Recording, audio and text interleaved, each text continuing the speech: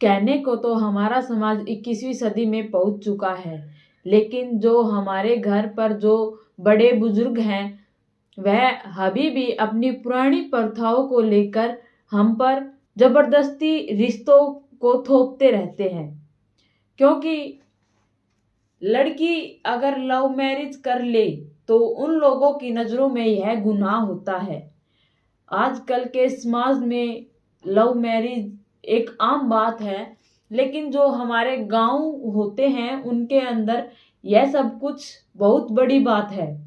शहर में यह बात नॉर्मल है, लेकिन घर वाले इन बातों के लिए इजाज़त नहीं देते, क्योंकि उनकी सोच अभी भी बहुत छोटी रह रही है। इसी तरह की एक कहानी मैं आप लोगों के साथ आज एक शेयर करना चाहती हूँ। मैं आज की कहानी पायल नाम की लड़की की, जो कि एक लड़के से प्यार करती थी, लेकिन उसके पिता ने उसका रिश्ता किसी और लड़के से करके उसकी शादी कर दी और उससे अपने सारे रिश्ते नाते इसलिए तोड़ दिए क्योंकि उसके बॉयफ्रेंड रघु ने उसके स्टेज पर आकर इतना हंगामा खड़ा किया था, जिसमें पिता ने सोचा कि मेरी बेइज्जती करवा दी है तूने। इसीलिए पिता ने अपनी बेटी को तब विदा किया तो उसे गले लगाकर कहा कि आज के बाद तू मेरे घर पर वापस कभी लौट कर मत आना। लड़की यह बात सुनकर अंदर से घबरा जाती है और वह अंदर रोते हुए अपनी गाड़ी में बैठकर अपने ससुराल चली जाती है। ससुराल के अंदर उसके सास और देवर थे। देवर का नाम सनी था और उसके पति का नाम चेतन था। पति एक कंपनी में काम करता था, अच्छे खासी सैलरी मिल जाती थी। देवर कॉलेज में पढ़ने जाता था। एक दिन तब पायल अपने बाहर अपने कपड़े सुखा रही थी, तभी सनी उसका देवर उसे आवाज लगाकर कहता है, भाभी जल्दी आओ, मैं आपके लिए कुछ बनाया है। तभी पायल उसके पास आती है और बोलती है, सनी कहाँ हो तुम, सनी कहाँ हो तुम। वह 2 बार उसे आवाज लगाती है। फिर सनी कहता है, अरे मेरी प्यारी भाभी मैं यही हूँ, आप जल्दी आओ और देखो मैं आपके लिए अपने ही हाथों से आज खाना बनाया है। तभी पायल कहती है, तुमने इतनी मेहनत क्यों की, मैं अभी आकर तुम्हारे लिए खाना बना देती। तभी सनी कहता है, नहीं भाभी, मम्मी का तो आज उपवास है और आपके लिए आज मैंने अपने हाथों से खाना बनाया है। चलिए ना जल्दी से चाख कर बताइए कैसा बना है। तभी पायल खाना खाती है, उसके मुंह में कुछ अटकता है। तभी वह अपने मुंह का निवाला बाहर निकाल कर देखती है तो उसके अंदर एक हड्डी थी। वह एक शाकाहारी थी, वह मांस नहीं खाती थी। तभी वह घबराते हुए उसको उल्टी आती है और वह जल्दी से दौड़कर अपने वॉशरूम में जाती है और बहुत देर उल्टियां करने के बाद तब वह बाहर आती है। तभी बोलती है, तुमने मुझे क्या खिला दिया। तभी उसकी सास आ जाती है और वो कहती है, अरे बेटा सनी, तुमने ये सब कुछ क्या कर दिया, तुम्हें पता नहीं है कि तुम्हारी भाभी जी एक शुद्ध शाकाहारी है। तभी सनी हंसते हुए कहता है, ओ आई एम सॉरी भाभी जी, मुझे नहीं पता था। तभी पायल समझ जाती है कि उन दोनों की यह सभी मिली भगत है और वह उन्हें टॉर्चर करना चाहते हैं। सभी इस बात के लिए उसे टॉर्चर करना चाहते थे क्योंकि उसकी वजह से शादी में इतना बखड़ा खड़ा हो गया था कि उनकी बेइज्जती हो गई। पायल यह सब कुछ तब चेतन आता है तो उसे बताती है। तब चेतन जाकर बोलता है, माँ प्लीज आप पायल को कुछ मत कहिए और मुझे पता है कि आप लोग क्या करना चाहते हो। तभी माँ बोलती है, क्या हुआ बेटा, तू इतना गुस्से में क्यों है। तभी कहती है कि आखिरकार तू हमें इतना लड़ क्यों रहा है। तभी बोलता है कि माँ, इतनी भोली मत बनो, मुझे पता है आपने और सनी ने पायल के साथ आज क्या किया है। अगर आप लोग अपनी हरकतों से बाज नहीं आओगे तो मैं पायल को अलग से गैस ला के दूंगा। वह अपने अलग से गैस चूल्हे पर रोटी बनाकर खा लेगी। कोई जरूरत नहीं है आप लोगों को उसके पास जाकर उसकी टांग खींचने की। यह बात सुनकर माँ कहती है, वो कल की आई तो तुझे इतनी अच्छी लगती है, और जो मैंने तुझे 25 साल तक पाला है तो मेरा कोई फर्ज नहीं है। यह बात कहकर माँ रूठ जाती है।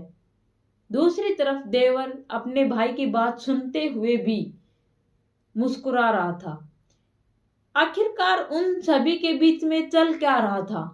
उनकी बात करने का ढंग और था, उनका यूं मुस्कुराना और चेतन का माँ के साथ झगड़ा करना और माँ बिल्कुल शांति से सब कुछ सुनना। आखिरकार कहीं उनके दिमाग में कोई बड़ा प्लान तो नहीं चल रहा था। चलो जानते हैं आगे आखिरकार वह पायल के साथ अब फिर से कौन सी साजिश करेंगे। तब रात को चेतन और पायल सो जाते हैं। तभी रघु वहां आता है और रघु पायल को उठाकर बाहर बालकनी में लेकर जाता है। तो पायल की आंख खुलती है तो वह देखती है कि रघु उसकी आंखों के सामने खड़ा था। तभी पायल झटपट से उठती है और कहती है, तुम यहाँ क्या कर रहे हो। तभी रघु बोलता है, मैं यह पूछने आया हूं, क्या तुम मुझसे प्यार नहीं करती हो। आखिरकार तुमने मुझसे शादी करने के लिए मना क्यों किया। तुमने सभी के बीच में मुझे पहचानने से इनकार क्यों किया। तभी पायल कहती है कि तुम मेरे पिता को नहीं जानते, वह बहुत खतरनाक आदमी है। अगर उन्हें यह पता चला कि तुम यहाँ आए थे वह तुम्हें जान से मार देंगे। तभी रघु कहता है, मुझे पता था कि तुम अपने पिता के टॉर्चर में आकर यह शादी कर रही हो। चलो मैं अब तुम्हें यहाँ से लेकर चलता हूँ, मैं तुम्हें इन सभी से आजाद करा दूंगा। यह बात तब रघु कहता है। इतनी ही देर में चेतन की आंख खुल जाती है। वह पायल को आवाज लगाने लगता है, पायल कहाँ हो, पायल कहाँ हो। रघु कहता है कि पायल, तुम चेतन को वापस से आवाज नहीं लगाओगी, तुम उसे नहीं कहोगी कि तुम यहाँ पर हो। पायल सोच में पड़ जाती है और कहती है कि प्लीज तुम यहाँ से चले जाओ, और मैं तुम्हारे साथ नहीं आना चाहती। मैं अब अपनी जिंदगी में बहुत खुश हूं, तुम प्लीज वापस चले जाओ। वह चेतन को आवाज लगाते हुए कहती है, हाँ जी मैं आ रही हूं। तभी रघु गुस्से में आकर कहता है कि अब तक तो तुमने मेरा प्यार देखा है और अब से तुम मेरी नफरत देखना। रघु यह सब कुछ कहकर वहां से चला जाता है। पायल का दिल बहुत जोर से धड़क रहा था कि अब आगे क्या होगा कुछ नहीं पता। तब सुबह सनी अपने कॉलेज में अपना बैग डाक कर जा ही रहा था तो उसने देखा कि रात को कीचड़ के पांव सने हुए कोई अंदर आया है। वह जो कीचड़ के निशान थे वह उसे देखते हुए उस वहां पर जाता है जहां पर वह व्यक्ति गया था। तब वह पीछा करता है तो उसे पता चलता है कि पिलर से कूदकर कोई अंदर आया है और अंदर आकर बालकनी तक कोई गया है और फिर वह वापस भी इसी डायरेक्शन पर गया है। वह अपनी माँ के पास जाता है और अपनी माँ से यह सब कुछ कहता है। माँ कहती है, बेटा थोड़ी देर रुक, तेरे भैया कहीं जाने वाले हैं, इस बारे में फिर बात करते हैं। तभी सनी कहता है, ठीक है मम्मी मैं फिर बात करता हूँ। सनी भी अपने रूम में चला जाता है। दूसरी तरफ पायल और चेतन दोनों आपस में प्यार भरी बातें कर रहे थे। वह इन सभी से बेखबर थे। पायल चेतन से कह रही थी कि आपको जाना क्या जरूरी है, क्या आप यहीं से ही काम नहीं कर सकते हो? तभी चेतन कहता है, अरे एक रात की ही तो बात है, मैं जल्द ही आ जाऊंगा।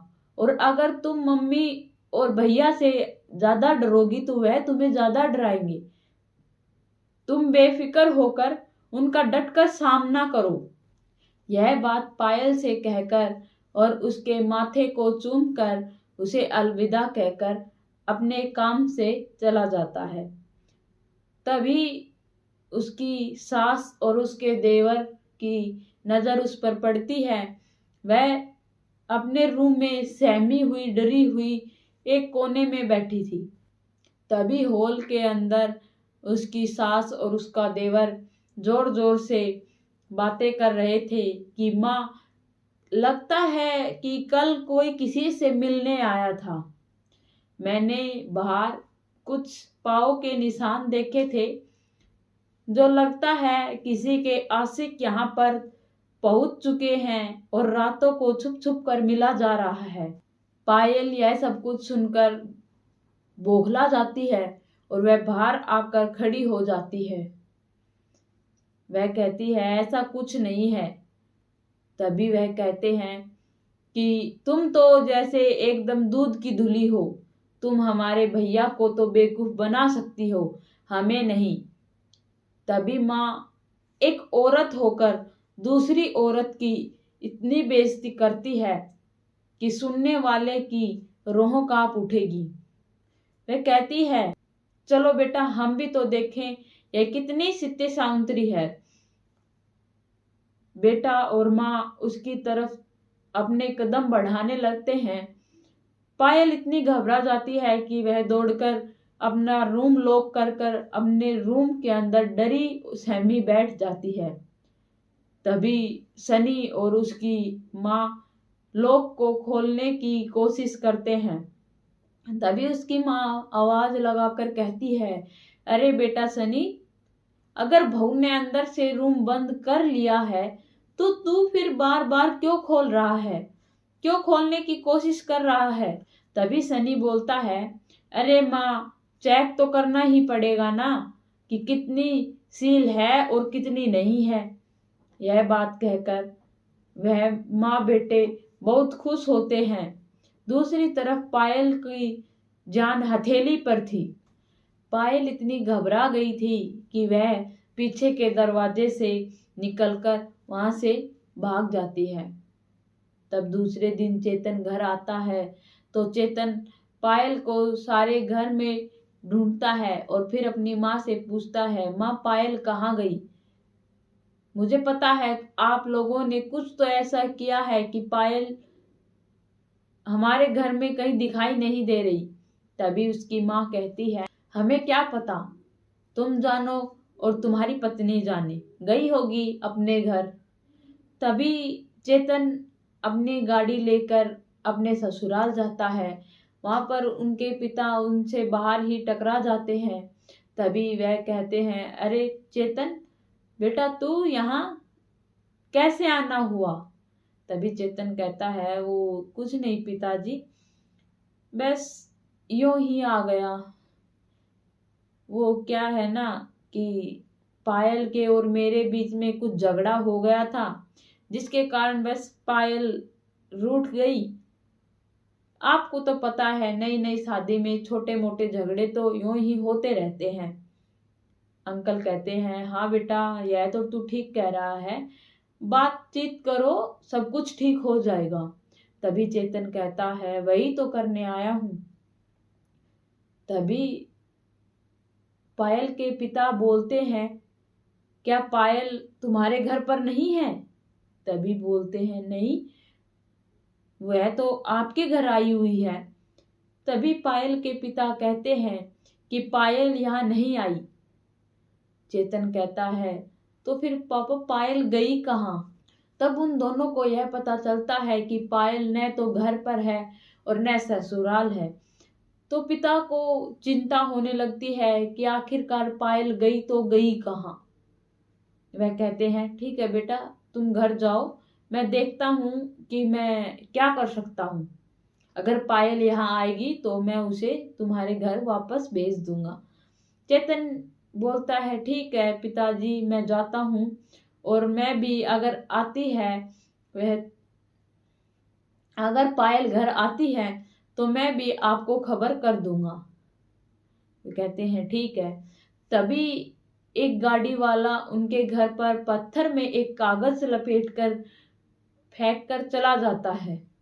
तभी वह देखते हैं कि उसमें लिखा था कि अगर अपनी बहू को बचाना चाहते हो तो यह पुलिस थाने में लिखवा के आओ कि तुम्हारी बहू तुम लोगों के पास है और मुझे 50 लाख रुपए दोगे तभी मैं तुम्हारी बेटी को आजाद करूंगा, वरना इसकी लाश को देखने के लिए तैयार हो जाओ।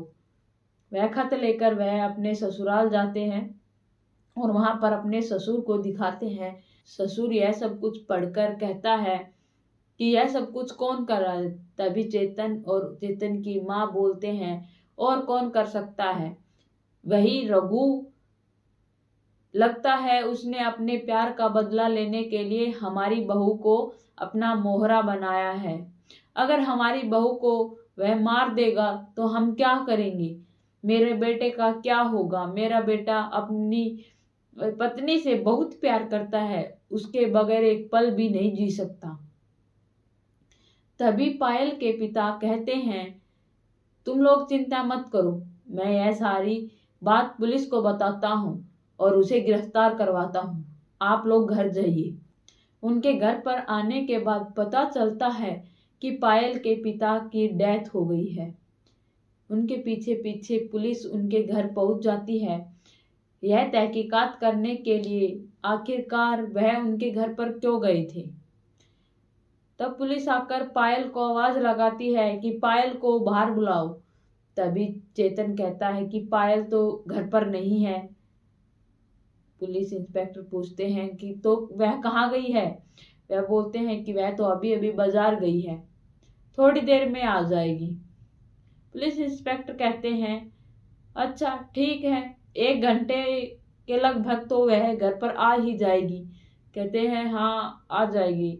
तो ठीक है, तो आप एक काम करना, उसे पुलिस थाने लेकर जल्द से जल्द आना, और मुझे लगता है कि आपसे हमारी फिर से मुलाकात होगी।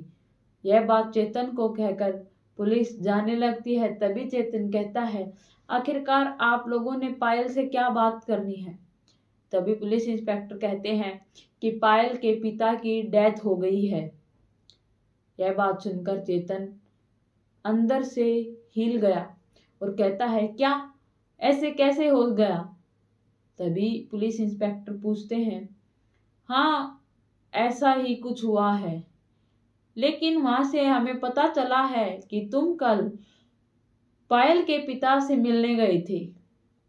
आखिरकार तुम्हें ऐसी कौन सी जरूरत पड़ी थी जो तुम पायल के पिता से वहां पर मिलने गए थे।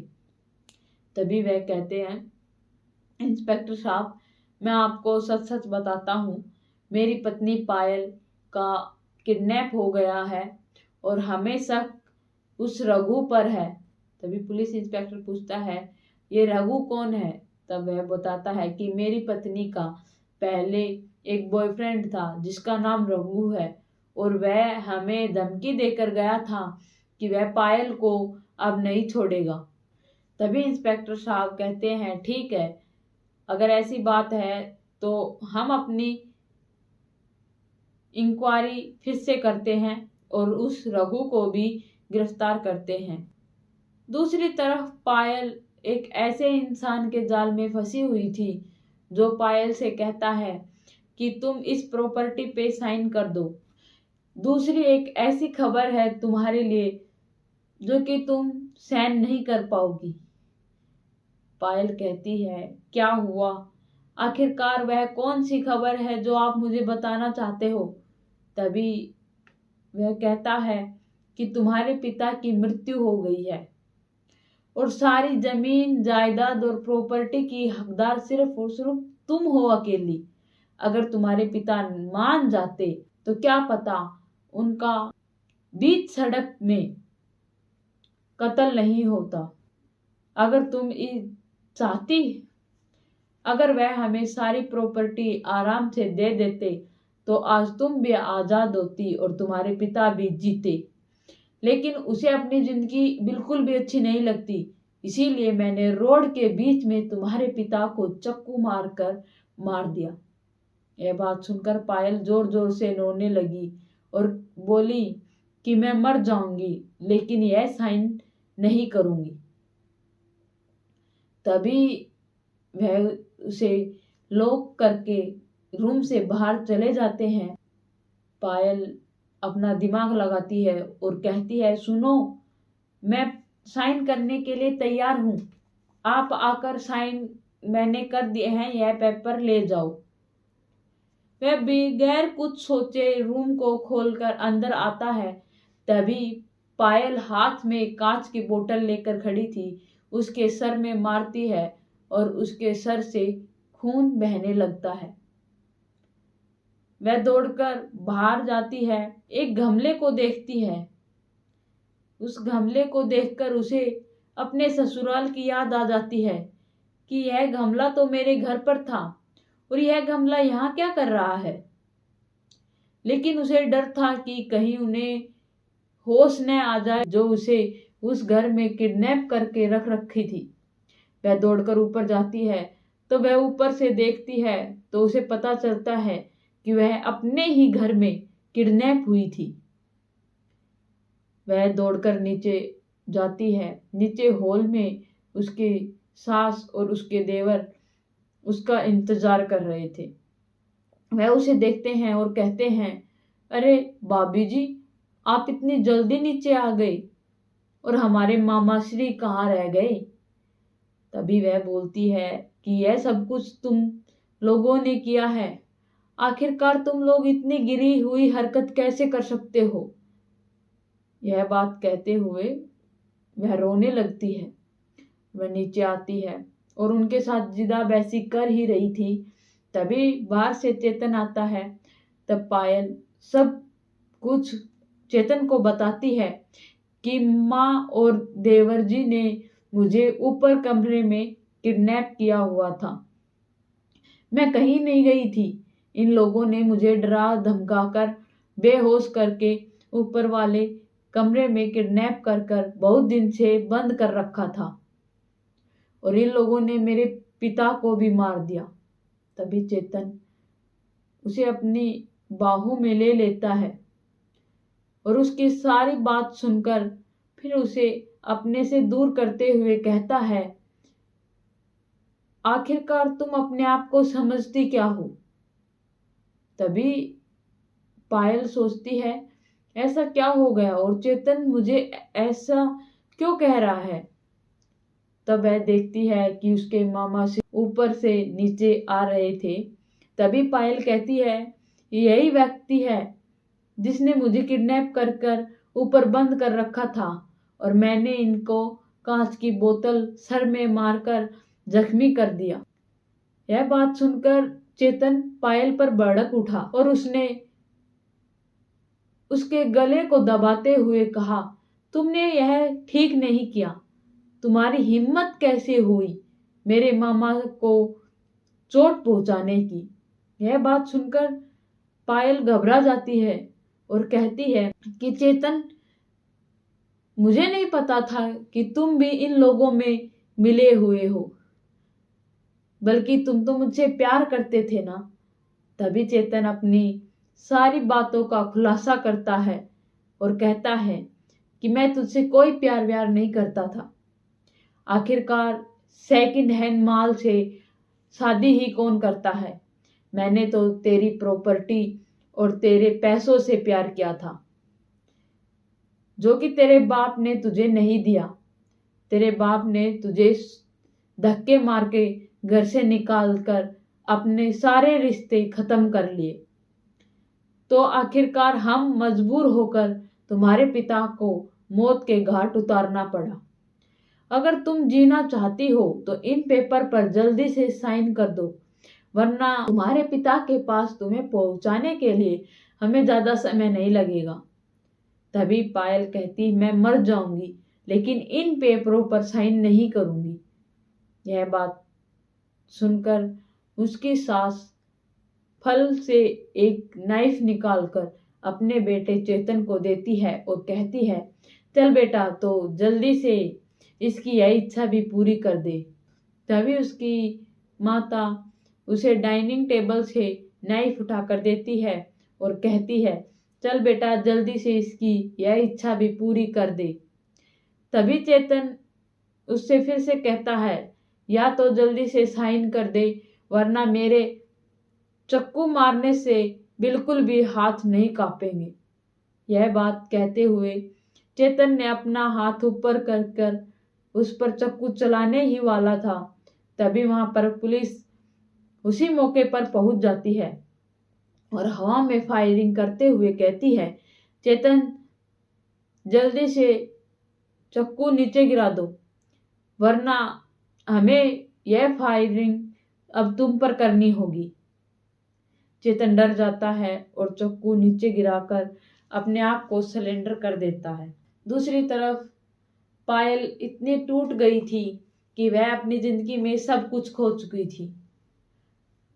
अगर आप लोगों के बच्चे अगर ऐसा करते हैं तो उनका साथ दीजिए, नहीं तो पता नहीं उनके साथ कौन सा हादसा कब हो जाए। अगर उसके पिता उसका साथ देते तो आज उसके पिता उसके साथ होते और उसकी बेटी जो यह सब कुछ झेल रही थी उसे यह सब कुछ झेलना नहीं पड़ता। लव मैरिज करना कोई गुनाह नहीं होता, लेकिन जो आप लोग रिश्ता करके अपने बच्चों की अपनी मनमानी से शादी करवाते हो वह एक गुनाह है। क्या पता आगे जाकर आपके बच्चों के साथ कैसा सलूक किया जाए, उन्हें कैसे ट्रीट किया जाए, और क्या पता कल वह आपकी बेटी की एक गलती का भुगताना किस किस से करेंगे। आज की दुनिया में दूध का धुला कोई नहीं है। हर किसी इंसान में कुछ ना तो कुछ कमी जरूर होती है और आजकल शादी से पहले बॉयफ्रेंड बनाना एक आम बात हो गई है। अगर लड़के वाले इस बात को ज्यादा छेड़ तगेड़ कर इसे बड़ी न बनाएं, अगर ससुराल वाले बहू की कमियां छोड़कर उसकी अच्छाई देखें तो उनका भी घर बस सकता है और लड़की की जिंदगी बन सकती है। एक लड़की तब इन सभी सदमों से गुजरती है तो वह पहले ही बहुत टूटी हुई होती है और तब ससुराल में उसके साथ ये सब कुछ हो जाए तो उसे कैसा फील होता होगा। इन सभी के अंदर किसी की कोई गलती नहीं होती, लेकिन एक लड़की जिसकी सारी गलती होती है, क्या वह इन सभी गुनाहों की अकेली हकदार थी? नहीं, लेकिन हमारे समाज में लड़की को सबसे ज्यादा गुनहगार माना जाता है। जहां की इन सारी वारदात में लड़का और लड़की दोनों बराबर के हिस्सेदार होते हैं, लेकिन लड़का अपनी जिंदगी बिल्कुल आराम से जीता है, शान से जीता है, और अगर लड़की कुछ ऐसी वैसी हरकत कर दे तो माँ बाप की नाक कट जाती है। और फिर हमारे समाज में कहा जाता है कि लड़का और लड़की दोनों एक समान है, हम सभी को एक तराजू में तोलते हैं, लेकिन ऐसा नहीं है। अगर सजा दी जाए तो दोनों को बराबर दी जाए, न कि लड़की को इतना सब कुछ सहना पड़े और लड़के को खुलेआम घूमने की इजाजत दी जाए। तो आप लोगों को मेरी कहानी कैसी लगी कमेंट में लिखकर जरूर बताना। मेरे चैनल को सब्सक्राइब करना, बेल नोटिफिकेशन को ऑन करना ताकि मेरी हर वीडियो आप लोगों तक जल्द से जल्द पहुंच पाए।